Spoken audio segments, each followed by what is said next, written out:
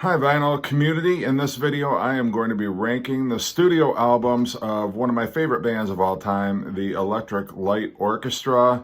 Jeff Lynne's ELO is all that really remains of the Electric Light Orchestra. I was fortunate enough to be able to see them when they came to Detroit in the summer of 2019. It was a fantastic concert, and I'm so glad. It was so amazing to see all of those great ELO classics performed live. They had a great stage show, although I'm sure it doesn't equal the performances that they put on, the extravaganzas that they put on back in the 70s, but still very cool to see Jeff Lynne up close playing all those timeless classics.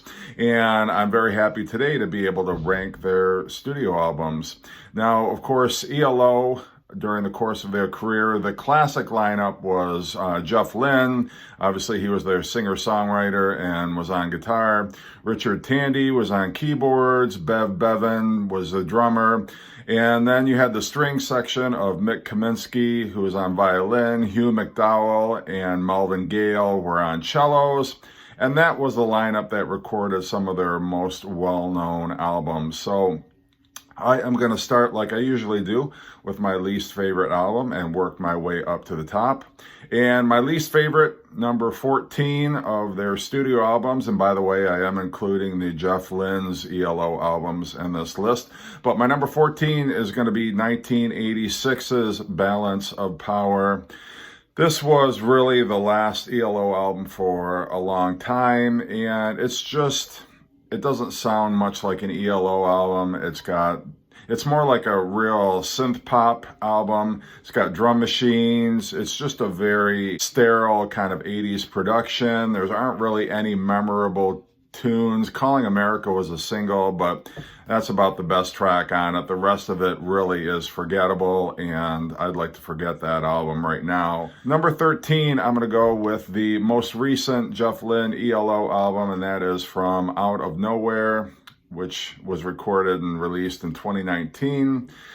Unfortunately, I'm always happy to get a new ELO album, but really on this album, there's nothing new here. It's not breaking any new ground. These are just pretty much recycled templates from previous ELO songs and albums. You've got Help Yourself, which is okay. One More Time.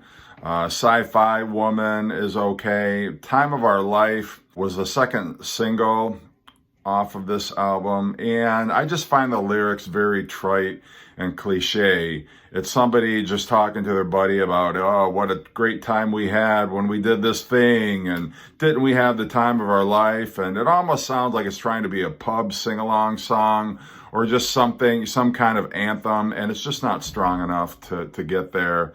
So from Out of Nowhere, happy to have it, but not my favorite. I really wasn't all that impressed. Number 12, I'm going to go for the album that was right before that, Alone in the Universe from 2015. There's some really good stuff on here. And actually, Jeff Lynne stretches out their sound quite a bit. You've got Love and Rain, which to me sounds like a Tom Petty song. If you play it really low, I could almost picture Tom Petty singing that. You could almost fool me that it wasn't a Tom Petty track. When the Night Comes is just a real, I've never heard another ELO that sounded like that. It's not the typical plodding ELO drum beat. Ain't It a Drag is a fun song, just got a real catchy chorus. All My Life to me sounds like a Badfinger song. Albeit a modern, updated version of one, but that song really reminded me of something Badfinger would have recorded back in the day. So a good album, their first album since Zoom, which I think it was a 14-year period in between albums, so it was a real treat to get that album, and I do enjoy it, but just I feel the other albums that came before it are much better. Number 11, Secret Messages from 1983. It's not a weak or terrible album, just not a favorite of mine. You've got Bluebird, which sort of establishes the future ELO sound, where it's just kind of a plodding drum beat. You know, Jeff Lynne replicated that on some of his work with George Harrison and Tom Petty. You've got No Way Out, which is it's almost like a lounge song. There's like finger tapping all the way through it. And it's just kind of got a cocktail jazz sort of a feel to it, which I appreciate Jeff Lynne for trying something new. The guitar lick from that song, I always feel like it's going to go into Love Me Two Times, almost like it's Robbie Krieger on the guitar. But so that, to me, that's the most interesting track. No Way Out is the most interesting track on that album. But Rock and Roll is King is okay, but it's all right. I'm just kind of lukewarm about it. I don't reach for that album too often. It's not bad, but there's just so many other great albums. Number 10, I'm going to go to ELO's debut album, No Answer. Now, this was when the founding nucleus of ELO was Roy Wood and Jeff Lynne, who were in The Move, and then Bev Bevan on drums. So I don't know if there's any guitar on this album. The guitar that you normally hear in a rock song has been really replaced with kind of like sawing cellos. There's not any real heavy guitar like ELO would incorporate into their sound on subsequent albums. It's just purely, and it's a nice experiment, and I'm glad that Jeff Lynne went on to expand the ELO sound, but that's all you get is just this orchestration, and it's really, cellos and violins in place of guitars. At least on the other ELO albums, you do have actual guitars, but on this, it's just more, it's like a Baroque rock pop kind of an album. It's interesting in places, but I don't know that they could have sustained that very long. You've got the song most people are familiar with is the 10-5-3-8 Overture. Nelly Takes a Bow is okay. It's kind of interesting. You can hear a little bit of their Beatle influences, kind of Eleanor Rigby influence there. And Mr. Radio is a cool track. That Mr. Radio might be my favorite track next to the 10-5-3-8 Overture. That's kind of an undiscovered gem in ELO's catalog, but I do like it. So those are my favorites off of that album. But, in terms of ELO's great albums, I wouldn't put it up there. Number 9, Zoom. This album was released in 2001 and was the first album that Jeff Lynne recorded with ELO since the Balance of Power album. And so there was a long gap in between. And in that interim period, Jeff Lynne had released a solo album, Armchair Theater. And this time he decided to, I guess probably for marketing reasons, call himself Electric Light Orchestra. Richard Tandy is on one track. He's also got George Harrison and Ringo Starr on the album, doing some drumming and guitar playing. But really, it is still a Jeff Lynne solo album, but it's a great one. I find there's a lot of enjoyable tracks on here. Moment in Paradise sounds like a classic ELO track. In My Own Time is great.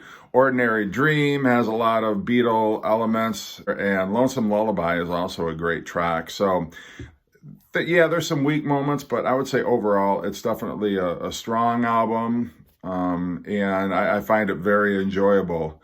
And I think, it's an updated ELO sound, but for me, it works. Number 8, Time. This was released in 1981, and it is the second ELO concept album. This time it's about a man who is taken to the year 2095, and technology has taken over the world and is dominating society. And so, you can enjoy the album without understanding what the concept is, but it's just, sort of, I guess, helps you understand what's going on with the theme behind the album. And in this album, they're really shifting away from symphonic rock into more synth pop. This album and Secret Messages were very much in that synthesized. There's no orchestration like the classic ELO sound. And it's a little more poppy.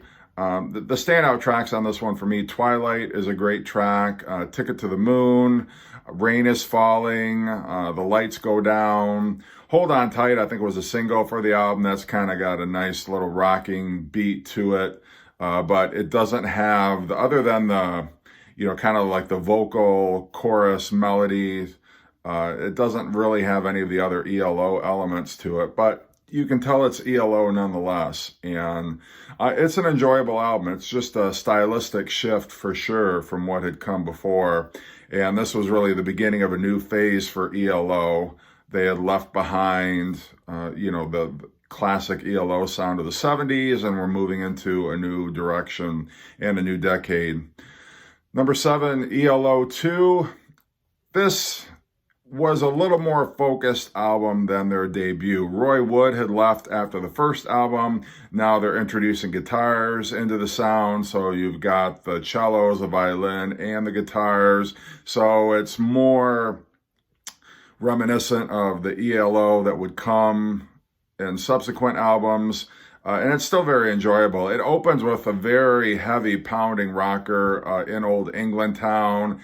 And whereas before it was just kind of the cellos and the violin that sang, now with the guitar also in the mix there, it just gives it a much more fuller and more powerful sound. You've got a Roll Over Beethoven, the classic cover, which is an extended suite, which is great. And then Kuyama really is a hidden gem on this album. I love that track, and it definitely shows off Jeff Lynne's melodic prowess and just what he could do with the melody, and he's just what a creative and great songwriter he was and is. Number 6, Discovery from 1979, what I consider the last album of their classic period. This was their first #1 album in the UK, and the first not to feature their string trio of Kaminsky, McDowell, and Gale. But this has sometimes been maligned as ELO's disco album. I think Bev Bevan, kind of referred to it as Disco Very, as a pun on the title. But yeah, there are some, the opening track, Shine a Little Love, is definitely, a classic disco track, but they actually played that live. When I saw them 2 years ago, they played it live, and it doesn't sound dated. That's the cool thing. And there's some really great tracks on here. Need Her Love, I just love that. It's a ballad, but it works, and I love the the chorus there. I just love that hook, and they do it so effectively. Diary of Horace Wimp, sounds almost like another Mr. Blue Sky, but it's a great track, one of ELO's best. Midnight Blue is great. And then you've got the radio hit, Don't Bring Me Down. But to me, it's still a solid ELO album. They're moving away from the symphonic rock. There's still elements of it here, but, for me, it was the last in a string of truly solid albums. And then after this album, it was kind of hit or miss in terms of the quality of their albums. Number 5, their third album, On the Third Day. This opens with a very driving, much like ELO 2 had a real heavy pounding rocker to open up the album. This one has got the great Ocean Breakup / King of the Universe, which is just a real powerful, hit you over the head right away. That great mix of rock and symphonic, just how strong and how powerful they could sound together. Bluebird is Dead is a great track. Love that. Just the melodies on here, this is where Jeff Lynne nailed it. The first 2 albums had been kind of exploratory. What are we going to sound like? Are we going to be more rock, more symphonic? How do we blend the two successfully? This is where I feel Jeff Lynne really started to come into his own as a songwriter. You've got so many great, concise pop songs on here. Like I said, Bluebird is Dead. Showdown is a great track. Daybreaker, the instrumental, is just so cool. Ma Ma Ma Belle, which has the T-Rex glam rock influence on it, is fantastic. And they do a great version of In the Hall of the Mountain King to close things out. But it's just, you could tell this band was on their way up, and there were more great things to come. Number 4, Face the Music from 1975. I mean, as you know, talk about perfect albums. Every album from here on up is flawless, not a weak track on any of them. Face the Music, you got Fire on High, just that great opening instrumental. You got Waterfall, Evil Woman was the single, Night Rider, Strange Magic was one of their more effective ballads. One Summer Dream is very cool, just track after track. It's just a solid album, and you know, Jeff Lynne really could do no wrong in the 70s. He was on such a winning streak, and it really, you know, this was when they were at their commercial peak, starting with Face the Music. Number 3, their double album from 1977, Out of the Blue. Got the great Turn to Stone, It's Over, Sweet Talking Woman. This doesn't get mentioned much in the conversation when you talk about great double albums. And as far as critically reviewed, I know most critics tend to be a little harsh on this album, that it was a little bloated. Maybe it should have been a single album, but I don't know. I find this to be enjoyable from start to finish. You got Turn to Stone, It's Over, Sweet Talking Woman, Across the Border, Night in the City, Starlight is such a great melody. And he wrote this album in 3.5 weeks. He went away to the Swiss Alps and did nothing but just write songs. And I mean, they were just pouring out of him, almost like Dylan in his classic period. Not to compare Jeff Lynne with Bob Dylan, but just in terms of their prolific songwriting back in their heydays. And then you got the Concerto for a Rainy Day, with Standing in the Rain, Big Wheels, Summer and Lightning, and the epic, my favorite ELO track of all time, Mr. Blue Sky.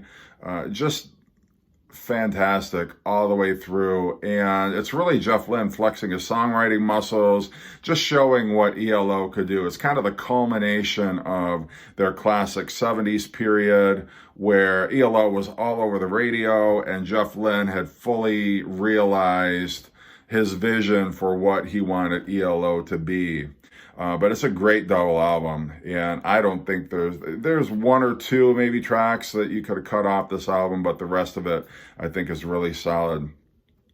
Number 2, their first concept album, El Dorado from 1974, and this actually, even though ELO was called Electric Light Orchestra, they weren't technically using an orchestra. However, on El Dorado, their 4th album, they used a full orchestra, and it's really a symphonic masterpiece. It's a concept album about somebody who is in a dream world and kind of stumbling through this dream world and trying to find the meaning of life and everything. And it's just, it's like almost like a Walter Mitty character, but it's whether or not you understand the concept or not. It's a solid collection of albums. You got the Earworm, Can't Get It Out of My Head. Boy Blue was a classic, you know, heavy rocker. Laredo Tornado was great. And side 2 kicks off with a very Beatlesque, almost sounds like Across the Universe in the verses, the melody there. Mr. Kingdom, which segues right into Nobody's Child, which is very cool. And they use a choir very effectively in this album too, to kind of accentuate the melody and also just add to that power of the orchestra. And then the classic El Dorado, which Jeff Lynne's singing on that track. It just sounds so surreal and I almost wonder if he recorded it like if it's a backwards record. It just sounds like his voice is backwards when he's singing. I don't know how he achieved that effect, but it just works perfectly for that song. And El Dorado is a great album, great concept album, and just solid all the way through. My number 1, and for me, this was the peak of ELO. This is where ELO was on fire. Jeff Lynne had fully developed as a songwriter, and he was just knocking out hit after hit. killer melody after killer melody. And for me, a new world record from 1976. It doesn't get any better than this. This is chock full of awesome, awesome tracks. You got Telephone Line, Rockaria, Mission, a world record, which is not that known. There's several tracks on here, which for me are some of the greatest stuff ELO ever did, and yet nobody's ever heard of them before. Mission, a world record. So Fine is such a great track. Living Thing, Above the Clouds is another hidden, I guess, understated, unrecognized gem off this album. Do Ya, which was a Move song that they re-recorded. Just every track on this album is solid, and they all sound different. They all bring something to the table, and it's just Jeff Lynne, for me, at his finest. His most enjoyable album with ELO, and the one that I definitely play the most. So that's my list. Like I say, these are my own personal preferences. Don't get bent out of shape if I didn't pick your favorite album in my top. And I love getting other people's lists, because everybody hears things differently. Everybody's got their own preferences. So definitely, what are your ELO top 14 or top 10 or top 5? What's in your list? I love ELO. They're one of my favorite bands. They remind me so much of the Beatles. They're like an extension of the Beatles from the 70s onward, and I'm just in love with them. So I appreciate you watching. Let me know what you think, and as always, take care.